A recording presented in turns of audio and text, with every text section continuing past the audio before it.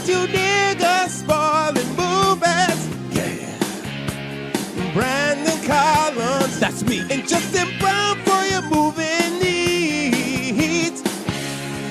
Media popcorn. Woo! You haven't seen it, well, we're gonna spoil it. Spoil it in your face. That's your warning. So if you get pissed, it's all your fault.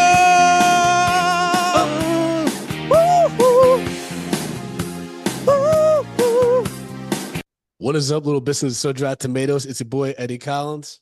Guys, it's Justin Brown. Yeah, that's right. Mr. Brown's in town, and he's with me in Medium Popcorn, and we're talking about movie news and trailer reactions. Shoobity doobity. But before we get to like some recent news that's popped up, and folks, we're going back a few weeks. So if you like, hey, that's old news, it's like, hey, but Justin and I didn't give an opportunity to share our thoughts. We did get a Facebook comment, and folks, if you join the Medium Popcorn podcast group on Facebook, you get to post some questions and comments there. But you really should go on patreon.com/Medium Popcorn. That's where the real juice is at. But Philip Arrington said, I was listening to a podcast that was reviewing the X-Men 97 series, and one of the reviewers mentioned how an episode didn't hit him, but he rewatched the episode with the death of a character and it affected him on second watch. That got me to thinking, has there ever been a movie, TV, song that had a negative, you had a negative opinion of, but you re-experienced it later and your opinion changed? It might make for a fun discussion on the show. Sorry for the rambling. So has there ever been a TV, movie, or song that you had a negative opinion of, but then you re-experienced it later and your opinion changed? That's a tough one, because I feel like for me, a lot of times it's those movies that like I maybe haven't watched since I was a kid, and like, oh, this movie sucked, and then you watch it as an adult and you have like different context to it. You know, like for instance, like the franchise that I was like, oh, this is the worst thing in the world. I mean, this is kind of not the question, but like Good Burger 2. Right. I went in there because of the first one that, you know, as we all know, if you listen to this podcast, I loathe. And then the second one, I'm just like, this fucking works. Like I found the second one, like it's far more appealing than I found the first. Like, is it because I aged into it, or was it just the fact is like they just made a much better product? But that kind of doesn't answer this. That's not exactly to this question. Fuck, that's a real hard one though, for me at least. Yeah. Interesting. Lluvia said in the chat, for me it was Forgetting Sarah Marshall. Yeah, maybe for me it might be, what's that Pixar movie? I actually kind of liked Luca after like I thought about it for a second. Maybe I'm trying to think of what. Oh, you know what it is? It was actually what movie was it that just it came out a few years, like it was one of the early Pixar. Ratatouille is a movie where I was actually kind of like, like I was kind of like, like, you know what I mean? It was after The Incredibles, Cars. Even I was like, oh, I kind of like this, even though it was really long. Ratatouille, for some reason, I was just kind of like, I don't know if it's because of rat in the kitchen or something. I just like wasn't into it. And also Patton Oswalt's voice was kind of annoying to me as Remy. Yeah. And then I rewatched it like, you know, a few years later, and I was like, I just must have been in a bad mood. It must have been like when Justin watched Paddington 2. I just must have been not into, I wasn't set up for success to watch this. And I actually really enjoyed Ratatouille. My review of Paddington 2. But I actually really enjoy Ratatouille now. Okay. Yeah. I don't know. It's tough because I feel like most of the time it's like the other way. Is just like I watch them like, oh yeah, that was fun, and then you watch again, and it's just like, what the fuck was I thinking? This is trash. But it's not a lot of times I watch something and I'm just like, I don't like this. And also I watch it again, I'm just like, you know what? Maybe I was wrong. But like I know that I've had that opinion on this podcast before. I just can't recall the actual film that it was. But I know it's definitely happened. And like somebody's gonna hit us up and be like, Justin, I remember this movie. What are you talking about? All good, baby. I know it's definitely happened. All good, baby. If y'all have future questions, feel free to post them in our Facebook group. Join our Patreon at patreon.com/mediapopcorn. You get to post in our Discord, as well as comments on the on the page, and we'll answer those questions on the podcast when we can. Or you can email us at mediumpod@gmail.com. This it's always good to have like little discussion questions for us to do a little icebreaker. Get the beaks wet. You know what? You know what it could be for me, Brandon? It could be anything that was a Ray J song. Because I was never a fan of Ray J. I'm still not a fan of Ray J. Like, yeah, I hate him. Wait a minute. Neither am I. But at the same time, I feel like I was such a Ray J hater that I couldn't even give him credit for like a song like Sexy Can I or something like that. You know what I'm saying? Like it's not the best song, but at the same time, it was a hit. It was a hit. Okay. You know what I'm saying? So I think maybe like revisiting some people's discography, especially in music, and you have to take the hater out of you. That's when you're just like, you know what? The guys like when I was in college, when Chris Brown first hit the scene, I was kind of just like, everybody's on this guy's nuts. But then it took me about like maybe like 3 months, and he was getting that hard push, and I was just like, oh, that nigga's good. But he's good. He's real good. And then I was in. And they had to go ahead and do the shit he did. Yeah, I mean, it's he's still out here working. You're getting suspended in midair during a concert and shit, but he's still out here working. Mm-hmm. I mean, we're talking musicians real quick. And then we do have to get to movie news. I guess if I'm being honest, I should quit while I'm ahead before I say this, but it's Prince when he did this performance with the booty cheeks out. And that like completely like made me be like, Prince is scary. I don't want this. And I just like refused to listen to Prince for a while. And then I finally got reintroduced to Purple Rain. And I was like, I was fucking crazy for ignoring this dude for like several years because I was just scared of his booty cheeks. But like, I remember like viscerally, like in 1991 or some shit, he had the leopard print outfit and he moved around and the booty cheeks were out. I was like, ah. So what you're saying is, Brandon, that at the ripe age of like so it's 91, you had to only be about like 5 to 6 years old. Mm-hmm. And Prince's ass was that visceral to you that you completely noped out of Prince fandom. It's kind of like I imagine like when people saw the Janet Jackson Super Bowl when her titty got grabbed out, they were just like, I wasn't expecting a titty. Like, you know what I mean? No. People were very excited over that. Well, I was excited, of course, but like it's no, but it's just corporations didn't like it. Okay, that was a corporate hit job. Listen, we're off on a tangent now. Like, Philip, we appreciate the question, folks. Keep the questions coming. Maybe we'll do a Q&A at some point or something like that, or an AMA episode. But we got to talk about some movie news, and we have a lot to get to. First up is 28 years later, has officially set Cillian Murphy to return to the franchise. He will be joining director Danny Boyle and writer Alex Garland in their new upcoming beginning of a new collection of movies. It's gonna be a new trilogy, also starring Jodie Comer, Aaron Taylor Johnson, and Ray Fiennes.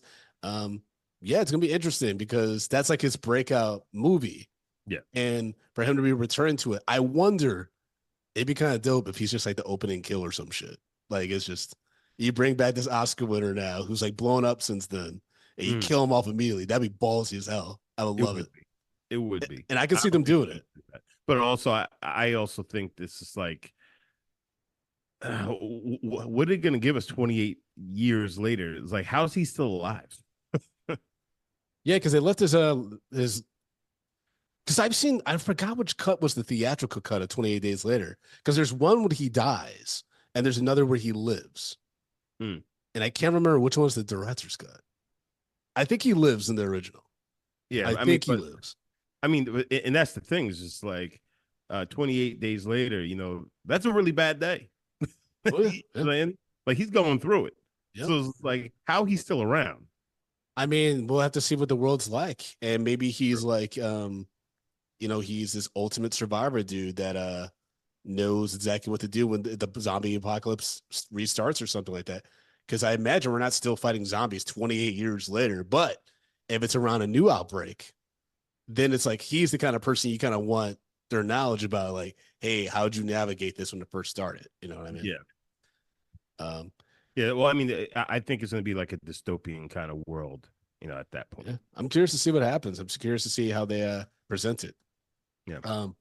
Real quick, and some disappointing news. Friend of the show, Shay Serrano's show Primo, that was on Amazon's freebie, has been canceled. The Michael Schur produced comedy was based on Shay Serrano's life, and unfortunately, it's going to try to find a new home. But this news came out a few weeks ago, and the fact that there hasn't been any new traction, I'm worried that we're not going to see another season of this. And it's an incredibly sweet show, really funny and charming.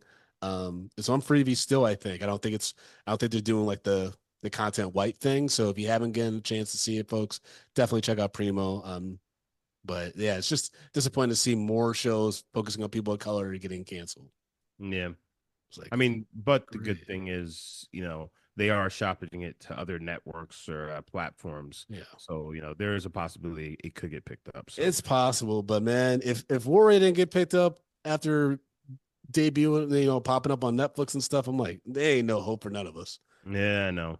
Anyone that has a fan of a niche thing, we ain't gonna get it. We ain't gonna get no more of it. They don't love us. They don't love us. All the love to Shay, though. Yes, a great episode with him.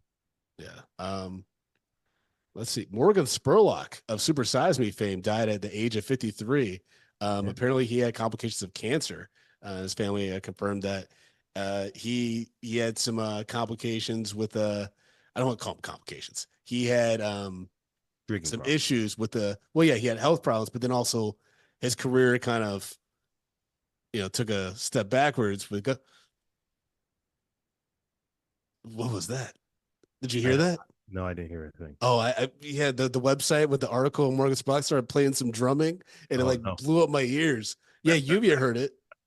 Oh, she said, "What was it?" Oh my God, I must have looked like I was. Yeah, visually, I must have looked like I was having a stroke. I look like Wendy Williams when she had her breakdown. Too soon. But she's dressed like the Statue of Liberty. Oh Jesus Christ, that was such a bad moment. I feel so bad for her. But yeah, he got caught up in like some Me Too allegations and stuff like that, which completely torpedoed Super Size Me 2, which I think he was going to talk about the chicken industry and stuff. I never actually watched it, but Super Size Me, I remember I saw that documentary, I think 3 times in the theater. Because one, I thought it was incredibly entertaining. It was cool that he kind of did it on his own. And I used to eat Super Size Me meals all the time, like a little fat fuck. And that movie, like they took it off the menu because of that shit. Yeah, he had to stop it. They had to call quits. Super Size Me. It was like he couldn't get his dick hard. He had diabetes. Oh, like he got the sugars. Yeah. But his arteries was just like, nope. Imagine if the McDonald's that gave him cancer. I mean, he only ate it for 30 days, supposedly, but but at the same time, with all the fucking, the hormones and shit like that they pump in the food, it's very possible. It is possible. I mean, all our food is definitely giving us cancer, but that's a whole different conversation. Yes, that's true. I will say, like, he had this series called 30 Days where he did like different experiences, like, and one was called Broke, or like, like 30, like he had like $100 and he had to make it work. And like he lived like in Detroit or something like that for 30 days. And I actually used to show that to high school kids about budgeting. Yeah. Cause like, there's no financial literacy in schools. So I was like, what's an entertaining way for me to show y'all something like, hey, here's the dude that did Super Size Me, which a lot of people knew that documentary. And I was able to use that as a way to be like, hey, here's how someone navigated being crazy poor, like for at least 30 days. Yeah. Well, I mean, but at the same time, if you're going to live in any city, it shouldn't be Detroit. You know what I'm saying? It's like, hey, Detroit's coming back, baby. No. I'm saying you got to stretch that $100 in a more expensive city, because I think that would really show, like, hey, this is how these frugal means could, give you, how you can make frugal, how you can stretch $1, in a place that's far more expensive. Not it wasn't a hit on Detroit. That was more the fact that Detroit, especially because of the things that were going on in Detroit at the time, wasn't that much of an expensive city. It'd been more impressive to do it in New York or Los Angeles. Well, I mean, yeah, it's like more middle of the road, and I think it was important to because the thing that's so easy for other people on the outside looking in to talk about, like, people that are in poverty and stuff like that, is like, well, why don't you move to, like, or like even like people that like live in conservative places that maybe are like, I'm part of like a community that, like, representation that is suppressed here, and people be like, well, move the fuck out. It's like I can't afford to, or like, Yeah. I can't go anywhere else right now. It's Well, I mean, Brandon, some of them do try to move out of there, and then they have, but the only way they can is by hitchhiking, and then they hitchhike and get in the wrong van, and yeah, then yeah, yeah, and then yeah. they end up in a ditch. You know what I'm saying? Mhm. It's like Yeah, yeah. milk Jesus carton. Christ. Do they even still do the Bill Carter photos anymore? I don't think so though, because the internet kind So of changed. how do people know where the missing children are or who they are? Sometimes they put them in music videos. What would happen if someone like a Good Samaritan genuinely it's just like ask Google or Chat GPT who are the missing children right now? Like just because they're trying to find them, but like this is gonna be like, nigga, what are you what are you trying to do? That's so Yeah, funny. That it's just like I'm sending over the authorities. No, wait, I didn't mean it. definitely, man. I literally I'm doing research for a slasher film I'm doing, and Mhm. I asked ChatGPT what's the most common kind of car driven by serial killers. Of course, it's a white van, but I was like, oh shit, I definitely put a list now. Yep. They're watching. Yeah, they're listening to this conversation Hey, right now. hey, Chat GPT, tell me the most common car. Hey, this is for film that I'm right. I I am already not. asked. I already asked ChatGPT how to rob a bank, so they already like Brandon's on some fuck shit. Um, So speaking of fuck shit, well, this isn't too crazy, but Hercules, the Disney live action remake, is rumored to be courting Dua Lipa to play Meg. Supposedly, it's still going to be directed by Guy Ritchie, who also did Aladdin, the live action Aladdin, and produced by the Russo brothers, which is wild. That means they're going to get a crazy budget though, because the Yeah. Russo brothers be spending hundreds of millions of dollars now. Um, Rumors have previously claimed that Taron Egerton and Ariana Grande were up for roles in Hercules and Meg, but they're still doing some casting. And an insider said that pop megastar turned actress Dua Lipa might be a contender to play Meg. Now, we talked about Meg, Dua Lipa during our Argyle Mhm. review, and she kind of was the best thing about the movie. And she's only in the thing for fucking 2 minutes, Yeah. but she barely acted though. She's like fucking hot. Yep. And for me, I think Meg is hot. Meg is smoking in Hercules. Fair. And she had I forgot who did was it Bebby Newhart who did her voice? No idea. Yeah, No, but I don't know, Hercules man. wasn't at the top of my list. It wasn't. You No. didn't like the black chorus. He was like Hercules a hero. Hercules. Oh, actually, the actress is Susan Egan. That's who did the voice of Meg. Oh, Okay. well, whatever. But yeah, I mean, I think that'd be a good way to get butts in seats. And it's probably a musical, so she's gonna be singing and stuff. Yeah. Kind of works out. Yeah. I mean, we'll see. We'll see. I just wish they stopped with the Disney live action though. It's just Yeah, I know. And there's so much more coming. You know what's going to be on some bullshit if they literally do like the Fox version of Robin Hood, like live action. You're gonna be like, okay, now we've gone like cuckoo bananas world, like like that's fucking Fucking nuts. animatronic fox running around with a goddamn fucking hat, a green hat on. Like, what the fuck's happening here? I actually would love though if they did like a Fantastic Mr. Fox stop motion, but with the Robin Hood Fox and Okay. Wes Anderson did it. That could be interesting. Like as a spiritual sequel, that could be interesting. That would be wild. It would be wild. But yeah. Because there was some weird stuff that they did in that Fox Robin Hood. You know what, you in our list, add some Disney classics. Okay. We've never done those. We've never really done like Disney classics. Yeah, and throw on there Lady and the Tramp. I always used to love me some Lady and the Tramp. Isn't that doesn't it have the stereotypical cats, the racist Yeah. cats? Yeah. I never liked Lady and the Tramp because I was like the meatball, the spaghetti thing when they like eat to get to the kiss. Mm-mm. Oh, that's nasty. Y'all don't notice that you're eating the same noodle?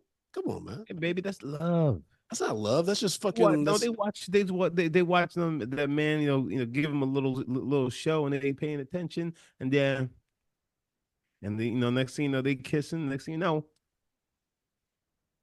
know how it goes, friend. all right. Well, speaking again of fucked, the Blair Witch Project original actors have called out reprehensible behavior after missing out on profits for decades from the studio. And basically it sounds like they didn't really have representation at the time and essentially signed away any rights they might have had to residuals and additional, monies from the success of the Blair Witch Project because it was so low budget. No one expected a movie that cost what $30,000 to make millions of dollars. Yeah, Like $35,000 and it topped to over $100 million. that is fucking crazy. And they got nothing. They got really pretty much nothing. And it's just them. It's just three people in the woods. Yeah, and they improvised the entire film. Yes. They literally got no real acting work or any credit for the whole entire thing. But then also, didn't they have to like go into? They didn't have to go into hiding, but didn't they have to like pretend like they had disappeared for a while? They laid low for the marketing, right? To try to keep the ruse that this is a real thing that happened, which also was detrimental to any of their careers and things like that. They really. So I guess it comes down to is like, did they fuck themselves over, or did the studio really fuck them over? I mean, I think it's just like, you're an actor, like trying to get some work. You do this random movie. It's like the people that did Friday, the first Friday. Think about that, right? Like Chris Tucker. The reason why Chris Tucker didn't come back is like they pay me booty on the first movie. It's a huge hit. Now pay me, and they're like, nah. But it's like, okay, well, I gave you all a pass with the first movie. Right. Yeah. So make it right. And, it's just, it sucks because if you don't have a lawyer, you don't have a rep to kind of walk you through how that stuff should work. And especially, man, if it was non-union, they definitely got fucked. Yeah. Done. And it probably was. Yeah. Well, no, they made it themselves. Yeah. So it's like, that just sucks. There is no protections for them. So it's funny. I was just listening to Bill Burr's podcast, Monday Morning Podcast, and he was talking about the fact is like, hey, like if you don't know how the game is played, like you will get fucked. Like when you're a pilot, if your name isn't on that created by, you're not going to get credit for it. So then you're going to lose a whole ton of shit on the back end. So it's like you need to know, but until you know these things, like and you're ignorant to it, and then it's just like you just learned a hard lesson. Mm-hmm. And it's like, and that's the game, and they're also hoping and they're willing to just bet that you are ignorant to these aspects of it. Unfortunately for them, because of the internet, because of like, people are far more savvy than they ever have been. You have people like, oh my God, Sydney Sweeney, who's out here killing shit now because she knows the game. There's an article. This is completely off topic. I'm gonna keep it like very concise. That she apparently like was #1 in high school grappling with like her male counterparts. She's like, I never lost a match, and like all of these male comics on Facebook are like, yeah, I would lose to you too. Like, you gonna grapple me, Sydney Sweetie? Yeah, I'll take that. I'll take that loss. A post on MTV. I knew that she had huge assets, so to speak, with Tati. I didn't even watch you for it. She's like, yeah, there's this one blonde chick. She's like Tits McGee. Like, and Tati never talks like that. She's like, yeah, like Jesus. But speaking of getting fucked in this business, Fable, a studio behind the viral AI generated South Park clips, I haven't seen these, has announced that they're creating a streaming platform that will allow users to create their own content. And they plan to get to a point where you'll be able to create very original and expressive content, which is terrifying. Yeah. Honestly, I wouldn't even want to do that. Like do like the building of your own show and stuff like that? No. Well, actually, like if you're creative and you want to create your own content, I could see how that would be appealing. But for, the average person, how is that something like, or is being sold to creative people is like, hey, look, you can get your show made by using AI, and whatnot. And then, we're going to own it, So is this just another way to screw over creatives, or is this things like, hey, anybody could do this? Yeah. And they think that people are just going to create their own shows and watch it. That's what I'm worried about most, is that people are it's going to dilute the art of filmmaking and TV making, because people are going to be like, oh, I can do this shit at home. Like, it's easy peasy, lemon squeezy. Yeah. And they don't realize it's difficult, lemon difficult. It's really fucking hard.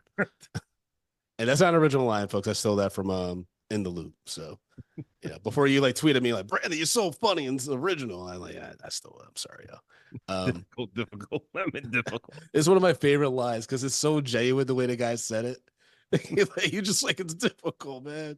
This shit's hard. Um, Speaking of things that are hard, it's hard to take back we really racist shit you may have said in the past. As Michael Richards is finding out as he's trying to look for a comeback and releasing a upcoming memoir called Entrances and Exits.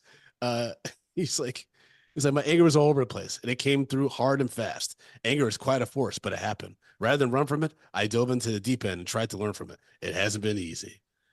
He said, I'm not racist. I have nothing against black people. The man who told me I wasn't funny had just said what I've been saying to myself for a while. I felt put down. I wanted to put him down.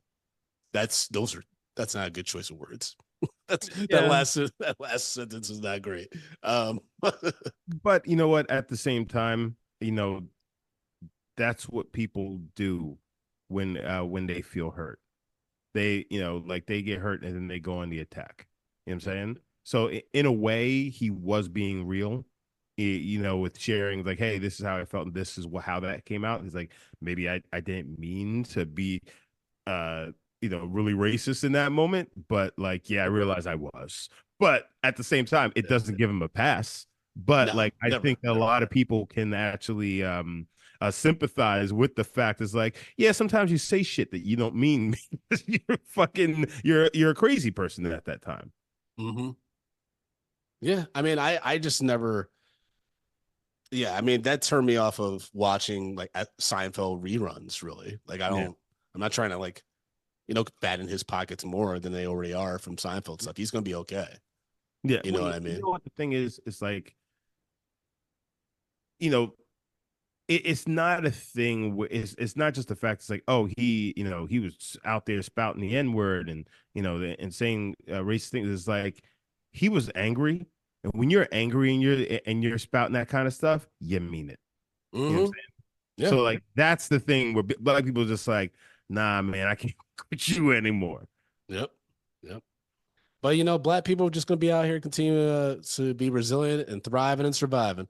Just like Mr. Jeffrey Wright, the recent Oscar nominee, has been tapped to star in The Last of Us season 2 as Isaac, which is a role he'll be reprising from the video game that he voiced, the video game character he voiced. So I'm glad to just see this brother out here working, doing more and more stuff. He's already doing a movie with Denzel and Spike Lee.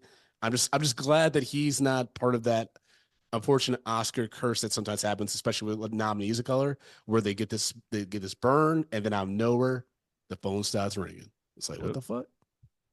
But it's Mr. Like you had your chance. Mr. Wright been out here working. So, and I'm hoping after he's done with Last of Us 2 and the Denzel movie, he's gonna be, well, now I gotta go to Gotham because the Batman 2 is finally fucking filming. Please. Yeah. Jesus Christ, where's this movie? Batman 2 and 3. No, James Gunn recently debunked that. Oh, really? Yeah, he debunked it. Yeah. Okay. Which makes sense but it just sucks that it's taken so long to get the second one. It's like, come on, guys. Like, I mean, we may as well talk about it now. Speaking of taking so long to get to the thing, fucking Blade has not only lost the writer, they recently lost their director. Like, what is going on? Yeah, and then Mahershala Ali, his lawyer, right? Said that the director, he was difficult to work with, and was like, well, what have y'all really been working on? Well, if they are doing another major rewrite, I can see the studio kind of talking to the director and saying, what was the director's name again? Jan Damages? Jan Demange. Yeah, who did and he done some episodes of like he does some TV Lovecraft Country. Yeah. And I can see if they're doing a major rewrite, they have a honest conversation, say, hey, this is a different vision than what you signed up for and what you're committed to. So maybe it's best for us to go in different directions. Honestly, this doesn't look good for anybody because in knowing things I know about Mahershala Ali is that he's very picky with the projects he does, right? And then for them, it's been 5 years since they announced that he was going to be Blade. Yeah. So either they're being so precious with this property to the point where they're second guessing everything, or Mahershala might be. It's not good for anybody that right now Well, at this point. but at the same time, we do have to, bring into the fact is that the pandemic did happen in between this. Yes, for sure. So For like sure. they And announced the this, writer's yeah, strike after strike. Yes. yeah. So like it was announced in 2019, and obviously you run into the pandemic and then the writer's strike, kind of back to back. So like, part of it, they had 2 lost years within that. So, give a little bit of grace, but at the same time, this is a long process and this is a mess. If it doesn't start filming by the end by this, if this doesn't start filming by the end of this year, the movie's not happening, or at the very least, it's not having Mahershala in the role. Yeah. There's Understood. no way because it's not good PR for him to keep hanging out. He's just getting older. Brandon, I was literally, you stole the words right out of my mouth. I was literally, it's like, if it doesn't film by the end of this year, I think the Mahershala should just completely walk away from it, and they need to find a younger black actor. There's memes online right now where it's like they're showing him from fucking True Detective season 3 when he's like 60 years old and gray and shit. They're like, that's gonna be him by the time we get to filming Blade. Yeah. Like it's getting ridiculous. Like and I get it. Like Blade means a lot to a lot of people, especially in cinematic form. But at the same time, like if you keep delaying it, the expectations for the movie are gonna be so fucking high. And if you don't deliver, then it's gonna be like, y'all went through all that for this? Yeah. I honestly, they should just they need to recast that role. Oh, you think they should just like rip out the band-aid and recast? Yeah, they should Mahershala? recast Blade mainly because I wasn't a Having big negate fan. such an awesome moment at Comic-Con, man, when he came out and had the hat. Yeah, but I mean, Damn. Brandon, to be totally honest, I wasn't 100% with it because Wesley killed that. But Wesley was a martial artist. Wesley matched the body type. Wesley gave us everything that Blade was, to the point where they're just like, we're just gonna model Blade off of Wesley at this point. Of what Wesley did. Mahershala Ali is kind of counter to that. He's tall, he's lengthy, he doesn't have the martial arts abilities of Wesley Snipes. So like we're either going to go off of CGI or stunt, which it's the movie business. This is what they do. But like what Wesley did, he kind of set the groundwork for what that character should be. And for me, Mahershala, he's a fantastic actor. Don't not take anything away from him, but Two-time Oscar winner. yeah, but I at the same time he doesn't kind of fit the mold of what I look at that character and it's like, that's Blade. Okay. I differ from you. I think he could pull it off and give us something different because you don't want it to be too similar to Wesley, especially if the rumors are true that Wesley's going to be popping up in Deadpool and Wolverine. You don't want to like see someone that's just trying to do a replica of that. I think that's why they had such a hard time. Like, do you recast T'Challa? Because you don't want someone that's just doing a Chadwick impression, right? You want them to bring their own flavor to the character. So we'll see. But I think that we're gonna get an announcement probably in a few months that Mahershala's not in the role anymore. And I know some people have been like, oh, well, the rumor, like there was word that Jordan Peele had a meeting with Marvel, but an insider that I very much trust in the industry said that meeting happened months ago and nothing came of it. So I think people are just like now hearing about the meeting and thinking, oh, maybe he'll direct Blade.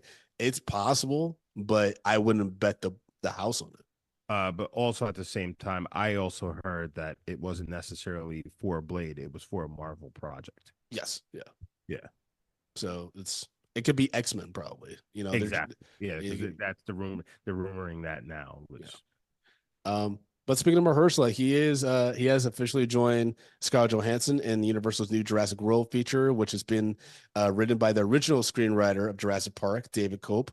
The plot details are under wraps, but it has a release date of July 2nd, 2025, which is a little over a year from now. It's being directed by Garrett Edwards, who recently did The Creator. So visually, it's going to look amazing. Story-wise, hoping for the best.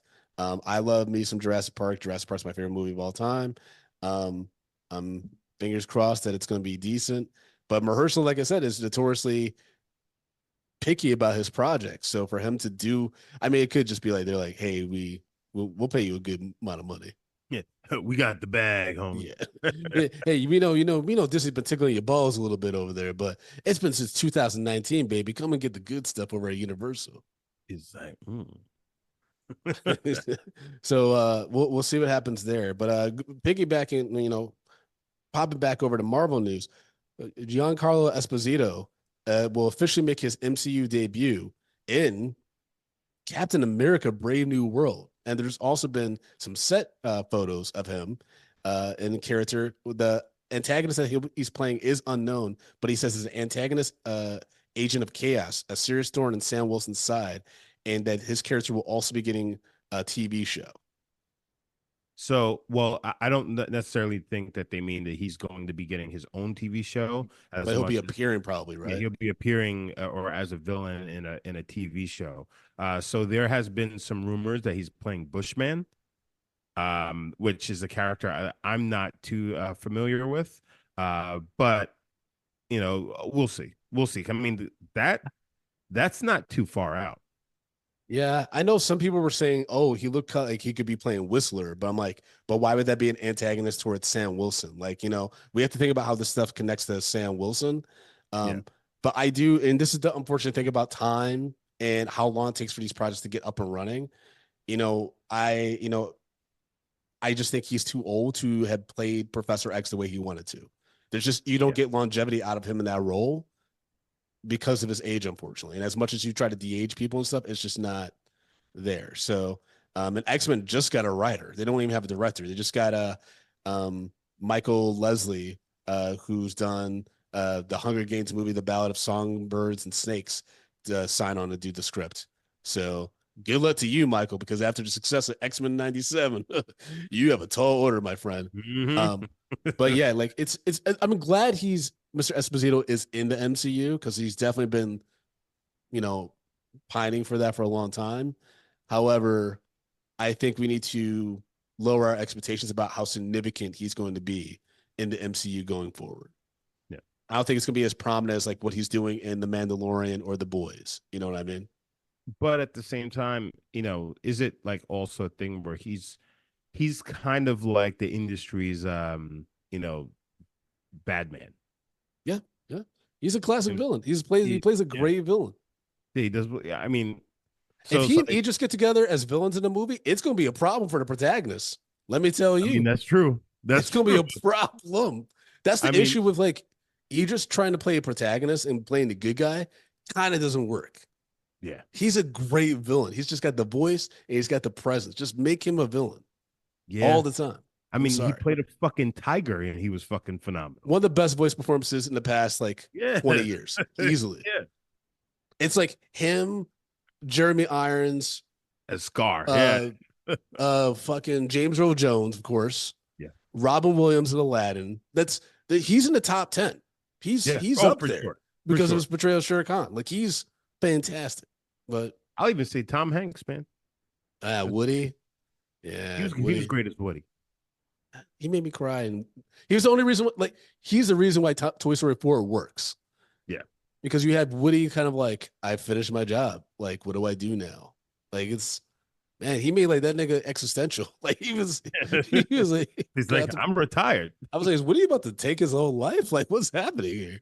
Niggas making soup, man. To put a wrap on the Marvel stuff. So Marvel is officially doing a Vision series that's set for 2026 with Paul Bettany and Star Trek Picard EP Terry Matlas as a showrunner. I honestly shrug my shoulders when I see a White Vision show. I'm like, maybe you could do some cool stuff with that, but it shouldn't be more than 4 episodes, I imagine. Yeah, I don't know. He's great in the role. Paul Bettany is great as Vision, but I just never really had an emotional investment in someone who's mostly a robot, an AI creation. You know what I mean? It's not, and he's also incredibly powerful too. So when you put Vision in there, it's kind of hard to who gonna stop? Yeah, it's hard to give him an antagonist. It's like, who's gonna fight himself? Yeah, I mean technically, he did do that. It's true. Yeah. So I guess this is kind of Marvel related, but Tom Hardy says Spider-Man has gone to Feige's camp, but we have one at Sony, which is terrifying. Even though they're preparing to release later this year his final solo Venom movie, The Last Dance, Tom Hardy said recently, people were going to Marvel Universe under Kevin Feige's management is doing so well. Spider-Man's gone to Feige's camp at Marvel. We have one at Sony. To me and Kelly is so important. Kelly is the director. It's so important to pour everything that we can to build on that opportunity. So by the third one now, Kelly is directing. She's writing. I'm attached to it at the hip and shoulder. Like whatever you need, we'll figure it out. I wonder if that was like misguided because there was initially the plan to have Andrew Garfield's Peter Parker possibly be the Peter Parker that was going to be looped in on Madam Web until they changed the story. Yeah. So I wonder if he's just confused or if they are like, imagine if Andrew Garfield pops him that shit for a second. I'll be so mad. Yeah. But I can see it happening. Yeah. Listen, they're grabbing at straws over there. It's just, Sony, what are you doing? What are you doing? Just stop it. Just please make this be The Last Dance. Please. Like I don't. Honestly, I think this is definitely going to be the last one of this series. As far as where are they going to continue to go with it, I think it may continue without Tom Hardy, and the symbiote is going to be continue. So I was listening to a John Campea podcast, and they posited that there's a world where this is the last Venom, but that Tom Hardy somehow becomes Spider-Man. I would be so upset with that. That'd be fucking nuts. That'd be so crazy. But I kind of, it's such a leap. I kind of would be here for it. You just want to see how crazy this is going to be. Yeah, because that could be really wild, dude. Oh, no, that would be out of control.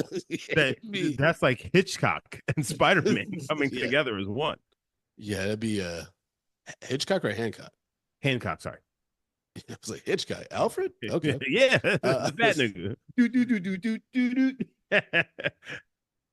While we're talking about superhero stuff, Lady Gaga's recently said that her take on Harley Quinn is going to be radically different than what we usually expect, and even referred to her as Lee. Yes. So, I mean, we kind of figured they're going to do something different. I would not expect.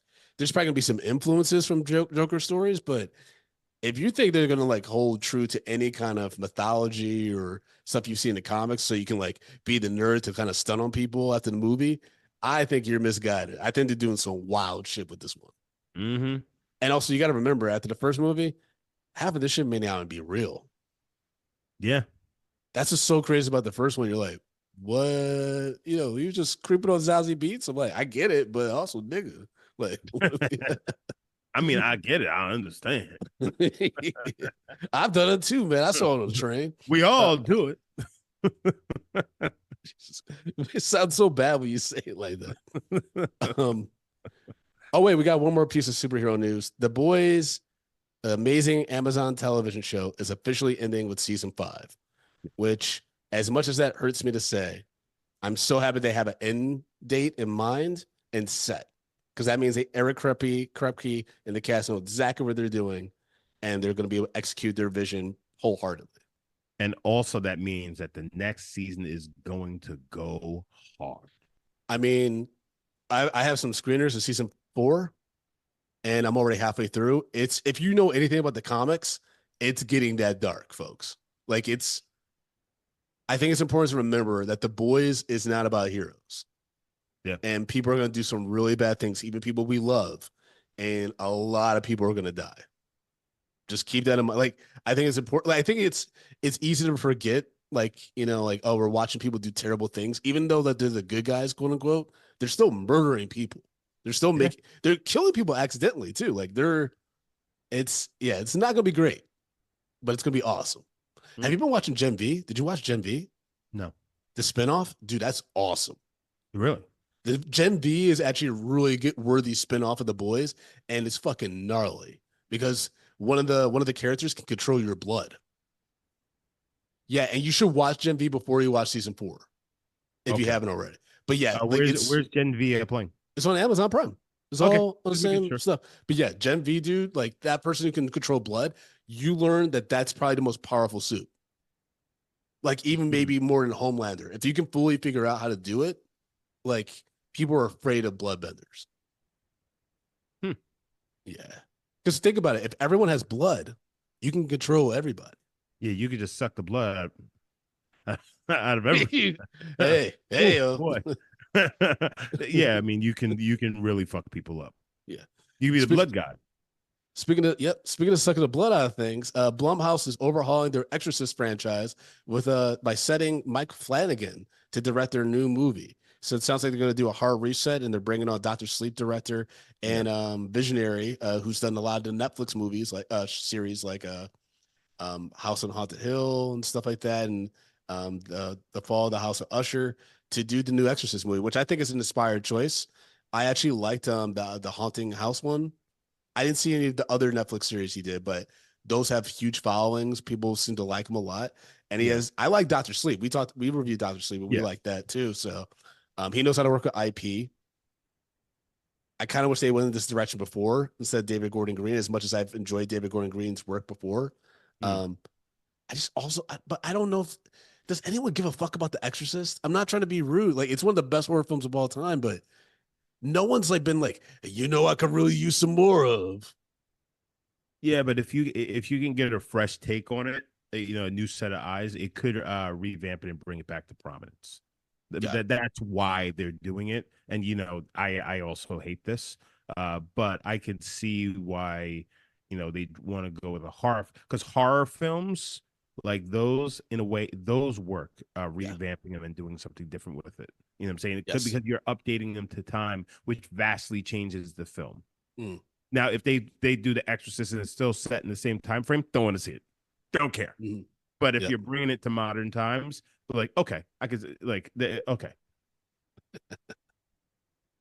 Yeah, we'll have to wait and see how that pans out. But it is an inspired director choice. There's a possible Mummy reboot or direct sequel coming in development. Where Wes Took, who did movies like Midway and The Rescue, I've never heard of these, is attached to pen the script, which would be interesting because it could possibly focus on the early life of the titular monster, Imhotep, or possibly Brendan Fraser's character, Rick O'Connell. I don't know. I'm like, After Tom Cruise took that swing at it and it was a monumental failure, the question is, why do we want to watch this? I mean, the classic, the first Brendan Fraser, Rachel Weisz one still holds up. Like, I think there's some properties where you can just kind of leave them alone. And unless you have a really good story that's going to have universal appeal, and you're going to be able to book people that are just charming as those two motherfuckers in 97 or some shit, or 99, don't do it. And I honestly don't think, and we're going to talk real quick about the new Hollywood A-list. I don't think any of these people on this A-list could bring the charm and charisma that Brendan Fraser and Rachel Weisz brought. Yeah. And that's a problem. That's a problem for movies that try to have those kind of impacts. Yeah. That's even with, we saw The Fall Guy. Ryan Gosling and Emily Blunt had great chemistry. And that movie still underperformed. You know what I mean? Yeah. But speaking real quick about this A-list list, Hollywood Reporter put out a few weeks ago that includes such actors like Austin Butler, Timothy Chalamet, Jacob Elordi, Paul Mescal, Jenna Ortega, Glenn Powell, Lawrence Pugh, Sydney Sweeney, Anya Taylor-Joy, and Zendaya. Now, y'all will probably notice that there's only two people of color on there, Zendaya and Jenna Ortega. Jenna Ortega is very white presenting, so I can see a lot of people in Hollywood thinking that she's a white girl. But honestly, even with Zendaya, like if we're talking movies, no one's got blockbuster numbers except for Timothée Chalamet, and I don't think that that's because of him. I think it's just because he got lucky with the IP that he got locked in with. Yeah. That's me personally. It's possible that people could love the fuck out of Timothée Chalamet, but I'm very skeptical of that. Listen, I think that of those people that were mentioned on that list, I think that Austin Butler, I was just like, yeah, that guy has, and He Glenn can get Powell, there. He can for sure get there. yeah, Glenn Powell, he has he has like that Hollywood star kind of look and feel Yes. to him. But like, We'll as have to far see how as, Twisters does. yeah, true, very true. But like, I recently just watched Hitman, and I was just like, man, this guy's like, He's charming. yeah, Yeah. Yeah. He was like good at Hitman. he's hitting on levels. But Mm. a lot of the rest of guys, I was like, who? I mean, I know this list, and I No, think so do that's, I. But also, I'm like, who? well, I think the biggest probably moneymaker, honestly, is probably Jenna Ortega on that list because apparently the tracking numbers for Beetlejuice are huge in the young demographic. And it's probably because of Jenna Ortega. Now, Yeah, UV, our producer, saying Zendaya in the chat. And yes, Zendaya does have a huge following, but challengers prove that to a limit. I got to see what else she does as like, the main lead in a film that she's carrying on her own to see if she has that box office box office draw. appeal. Yeah. Well, I mean, because yeah, I mean, and it makes sense that you have that kind of feeling towards it because look at the things that she did. She did what Dune, Dune 2 because she really wasn't in Dune 1. Let's be totally honest about Yeah. that. Spider-Man, it really wasn't her. Like that really took that to where it went. Um, she did that movie with uh Denzel's son.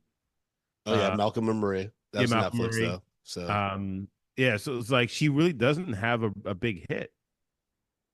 Oh, yeah. Yeah, Euphoria. but that's TV. Yeah, and that's TV. It's like, yeah, It's TV. she's She's like, she's won awards. She's the youngest Emmy winner for Best Actress, and rightfully so. Um, but if we're talking about movie stars, which is what Hollywood's looking for, they're looking for movie stars. It's She has to do something to really prove that. Yubi in the chat also said Anya's starting to get some star power. Anya's doing some good. She's making some interesting choices, but Furiosa bombing doesn't help her. Her yeah, being in the Menu style movie didn't do great at the box office. It did modestly at the box office, right? yeah. So there's not been all these actors on this list, aside from Timothy Chalamet, honestly, haven't carried a movie that made hundreds of millions of dollars.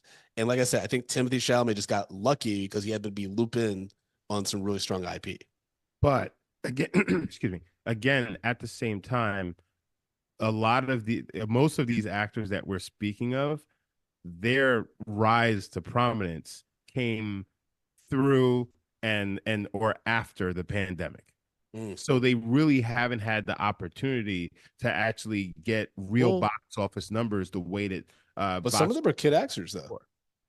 What's that? Some of them are kid actors, like not Paul Mescal. Austin Butler's a kid actor. I didn't know that he was I think he was a Disney kid. Jenna Ortega as well. She's a kid actor. Zendaya came up on Disney. So Yeah, you know what I mean. So a few of these folks have been around for a long time. yeah, but these are still breakout roles for them. Yes. Regardless of whether they're a kid actor, it's now what they're doing and how far they're moving in their career. So this is they're acting as a kid it's a completely separate career. This is a break. This is their break. This is their breakout because they're still considered new young actors. Yeah. Yep, folks, call in. Let us know at speakpipe.com/media popcorn. Let us know what you think of the A list of top Hollywood actors right now. And let us know who you would replace, who you think actually deserves to be on the list. Again, speakpipe.com/media popcorn. Now, to wrap up some of our movie news, Until Dawn, based on the really popular role-playing horror game, is being adapted into a film by Screen Gems and PlayStation Studios, and just announced a slew of unknown actors, which I'm excited about. Because one, that means it's going to be cheap. It's cheap on the talent side, and hopefully they'll be able to put that money towards the way it looks, because that's a incredibly creepy, awesome horror game where you make certain choices and the little butterflies pop up, and that'll determine the trajectory of the rest of your story, which is fucking crazy. Yeah. It'd be awesome if the movie did that, but you can't do a theatrical experience with like choose your own adventure and shit. So I'm excited about that.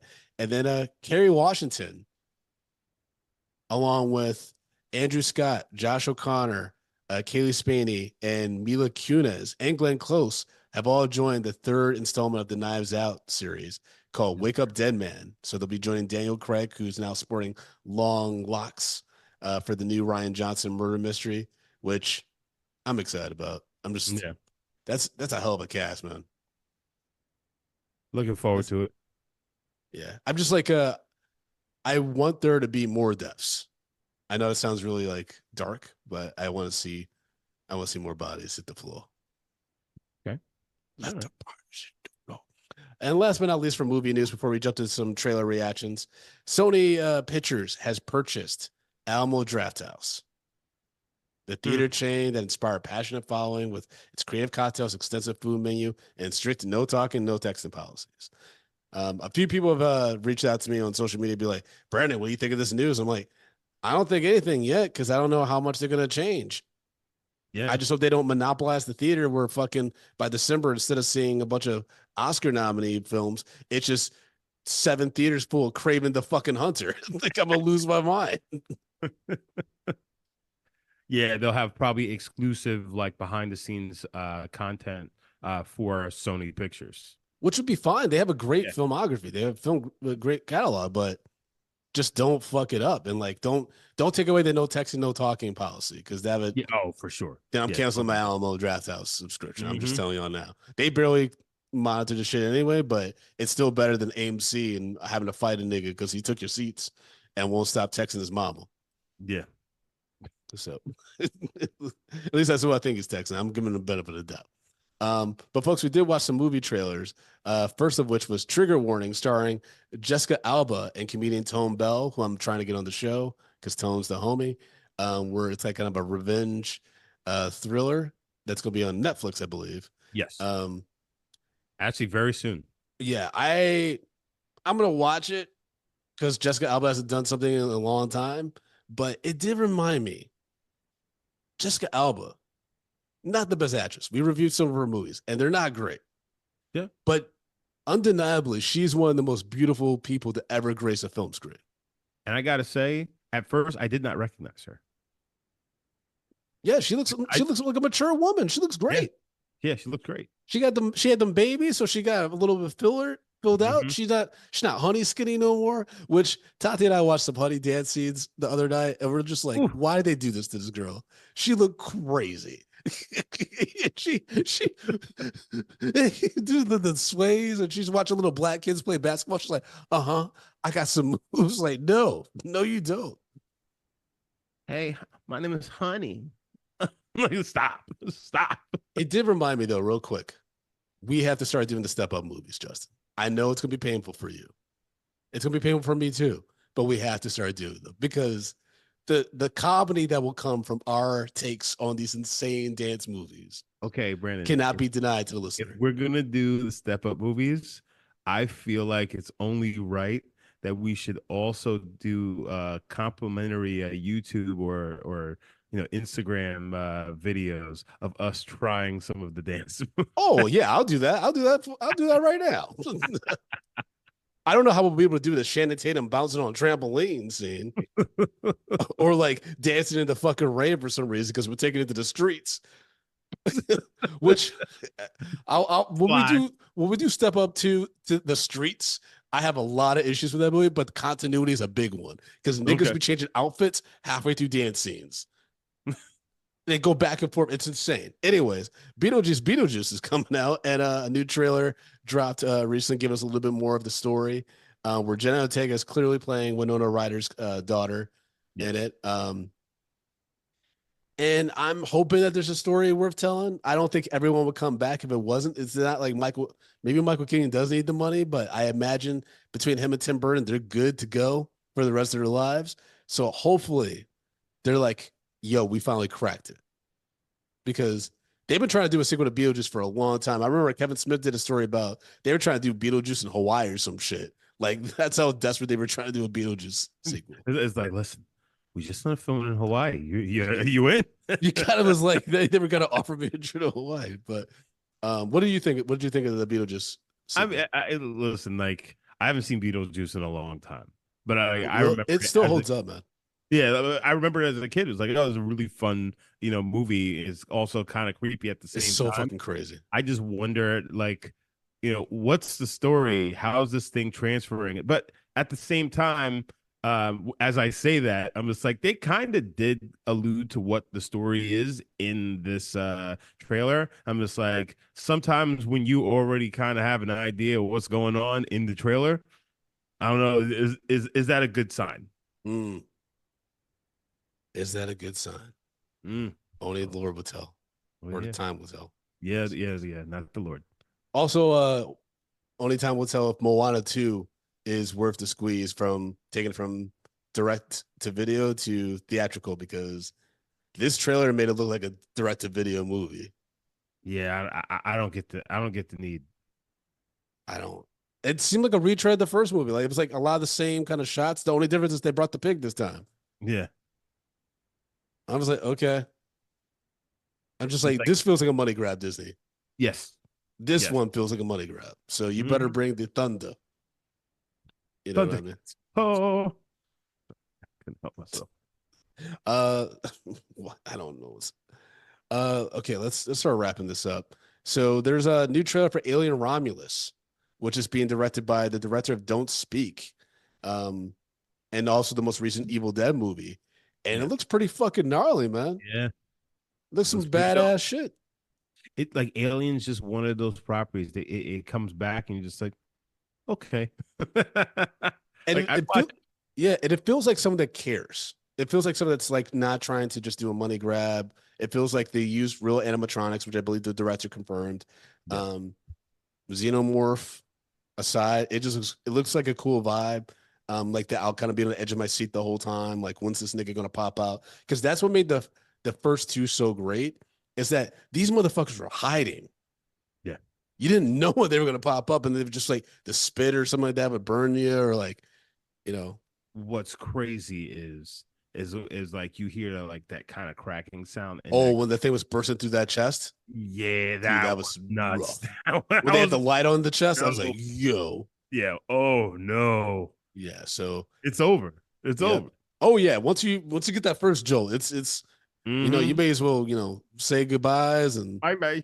last will and testament, baby. Speaking of saying your goodbyes, Maxine just dropped her final trailer, which is the conclusion of the Ty West horror trilogy starring Mia Goth, who I don't know why, but she's like a dirty, crazy white girl that like I just went to hook up with in Michigan, and I can't. It's weird, man. Can't shake her, huh? But this cast is fucking stacked, man. I forgot that Kevin Yeah, Bacon was in it. I was like, yeah. Gina Carlo Esposito's in it. yeah, So, and Bobby Cannavale, you got a bunch of mm-hmm. people in this movie, and I'm like, Yeah, I'm like, okay, well, they had to tell some kind of story to get this kind of a cast, and it's like a late, like early yeah. '80s Early '80s kind of. throwback, like on the West, and they filmed it at the Universal lot because I I, recognize a lot of the spots and stuff. are they doing like a Son of Sam type thing with It this? seems like a Son of Sam slash like a like tribute to slasher movies. No, no, no. It's I forgot. There's another killer in it. Zodiac Killer. Zodiac Killer. Yeah, there you go. Maybe. I think you're. We'll have to wait and see what the motivation is, Or it could but just be a mix, a mashup or something yeah, like. because it seems like Kevin Bacon's character is a private investigator, Yeah, and he's probably connected with the family from X Triple X, yeah, with the farm and shit, where all that stuff went down because they showed the video, everything like that. So we'll have to wait and see. yeah. It'd be Wait and interesting. see. Yeah, but Venom 3 just released their trailer for The Last Dance, the full trailer, and I'm less excited now. I wasn't even excited, but now I'm like less interested. And you got the Venom symbiote dancing with the Asian woman that owns the store. You got Chiwetel Ejiofor randomly popping up in this motherfucker trying to hunt down Venom. You got Venom using symbiote to create a symbiote horse thing. Yeah. And then you have them retrieving the symbiote that they left behind in the MCU world, which I'm like, wait, y'all So just gonna. yeah, it's like where is this? But then you also have what's it? Dr. Connors is in this film. Yeah, supposedly he's playing a different character though. It's like guys, I don't know what the fuck is going on. Well, if he is Dr. Connors, then that means this is Andrew Garfield's world. Yeah. but he has his arms. He has both of his arms. So does that mean that he's healed? Yeah, remember this could be Dr. Connors coming back after No Way Home. Exactly. And reform. So that then it's like that never happened. So then, but if he never became the Lizard, or if he like, that's what's so tricky about going back to those worlds and see how that shit recons. Because remember, Tom Holland didn't have any of his villains as part of that whole thing, right? Yeah. So we never had to really go back and see like, how did the Willem Dafoe as Green Goblin, like, how would that work out? Does that mean that James Franco's still alive and shit like that? You don't have to explore that because you don't need to go back to that shit. Yeah. Just let the fans speculate, right? But now if you're trying to actually do this, Sony, you're digging yourself a hole. You're digging yourself a deeper hole than you already had. Mm-hmm. So, but I can see them doing it. I can see them being like, who's going to track us? We about to own the Alamo Drafthouse, baby. Rule, baby. So what? Yeah, so that's we'll wrap this up. Let's wrap this up. We can save some of the other stuff for later, folks. So again, let us know if you're enjoying these movie news and trailer reaction episodes. Shoot us a tweet at Medium P Podcast on social media. As always, you know, you can follow me at Frodo_Blackens. And Justin, how can people follow you as well as support the show financially if they choose to do so, my brother? Guys, you can follow me at J Brown Did It on all the socials. But you can support this show at patreon.com/mediumpopcorn. We have $2, $5, $10, and $15 packages. Our entire backlog is on Patreon. We've got bonus episodes. We got mini shows. Guys, Patreon is where it's at. Again, find us on Patreon, patreon.com/mediumpopcorn. That's right. Come on, support the show. And the money's tight. Just leave a 5-star review on your favorite podcast application. We will read it on the show. But yeah, patreon.com/mediumpopcorn. Get involved with the Discord, comment, add some stuff. Like give us suggestions, all these kind of things that can help the show grow and just get better for you, more butter in your ear. Okay. And also you can leave us a voicemail again at speakpipe.com/mediumpopcorn. The link is in the show notes. And until then, folks, talk to y'all soon. Peace. More specifically in 7 days.